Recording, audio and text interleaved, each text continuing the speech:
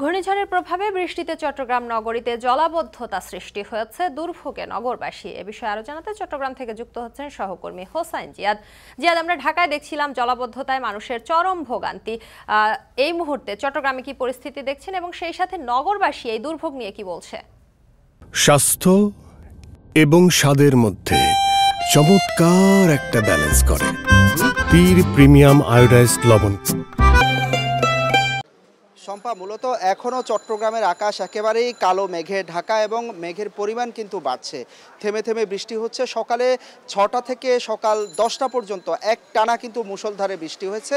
এরপর থেমে থেমে বৃষ্টি হচ্ছে, দমকা হাওয়াও কিন্তু আছে। এবং সেই সকালে যে পানি উঠেছে চট্টগ্রামের বিভিন্ন এলাকায়, যে সড়ক, মূল সড়ক থেকে শুরু করে অলিগলি, দোকানপাট, বাসাবাড়িতে সেই পানি কিন্তু কোনো কোনো জায়গায় নিচু এলাকায় কিন্তু এখনও থেকে গেছে। আমি যেখানে আছি এটি চকবাজারের ডিসি রোড এলাকা।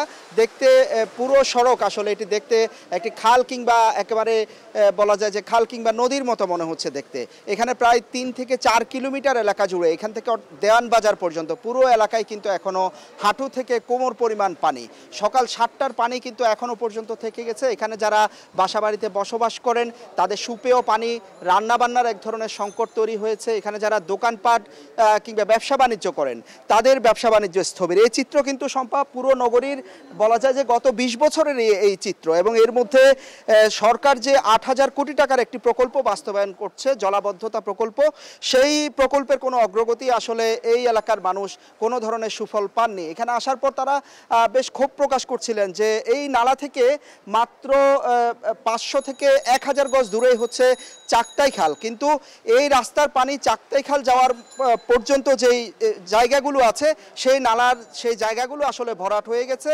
সেই জায়গাগুলোতে পলিথিন সহ অন্যান্য যেসব যে অনেকটা ডাস্টবিনের মতো ব্যবহার করেন এখানকার মানুষ, ফলে সেই পানি নামার জায়গাটি আর নেই। এবং এই সড়কগুলো দিনকে দিন উঁচু করা হচ্ছে, তারপরও তারা আসলে সুফল পাচ্ছেন না। এখনও প্রায় হাঁটু থেকে কোমর পরিমাণ পানি। এবং জোয়ার, মূলত তারা নির্ভর করেন জোয়ার কিংবা ভাটার উপরে। বৃষ্টির সাথে যদি জোয়ার হয় তাহলে বুক সমান পানিতে তাদের দৈনন্দিন যে কাজ, সেই কাজগুলো তাদের সারতে হয়। সকালে যে কর্মব্যস্ত মানুষ এখানে বেরিয়েছেন পানি মারি দিয়ে, এখনও কিন্তু সেই পানি মারিয়েই কর্মব্যস্ত মানুষকে বাসায় ফিরতে হচ্ছে। এই পানি কখন আসলে নামবে এখানে মানুষ আসলে ঠিকভাবে সেটি বলতে পারছেন না। সম্পা, চট্টগ্রামে কিন্তু আজকে দেশের সর্বোচ্চ 203 মিলিমিটার বৃষ্টিপাত রেকর্ড করেছে আবহাওয়া অধিদপ্তর। অর্থাৎ সবচেয়ে বেশি বৃষ্টি হয়েছে দেশের চট্টগ্রামের রিমেলের প্রভাবে। সেই কারণেই কিন্তু মূলত মানুষের দুর্ভোগ আরও বেশি বেড়েছে। শুধুমাত্র যাতায়াতের কথা যদি বলি, যে এই অলি গলি কিংবা সড়কগুলোতে যাদের ব্যক্তিগত গাড়ি আছে তারা কিন্তু সড়কে বের করতে পারছেন না সেই গাড়ি। ছোট ছোট যেসব যানবাহন আপনারা দেখছেন, রিক্সা, তাদের যেই অতিরিক্ত শ্রম দিয়ে মূলত তাদেরকে রিক্সাগুলো টেনে নিয়ে যেতে হচ্ছে, মাঝে মধ্যে গর্তে পড়ে যাচ্ছে রিক্সা। এবং আমরা দেখছি ছোট ছোট এই যানবাহনগুলো কিন্তু যেখানে 20 টাকার ভাড়া তারা 30-40 টাকা পর্যন্ত আদায় করছেন। বলা যায় যে পুরো চট্টগ্রাম আসলে এরকম হাঁটু থেকে কোমর পানিতে ডুবে গিয়ে একেবারে স্থবির হয়ে পড়েছে পুরো নগরী। শম্পা,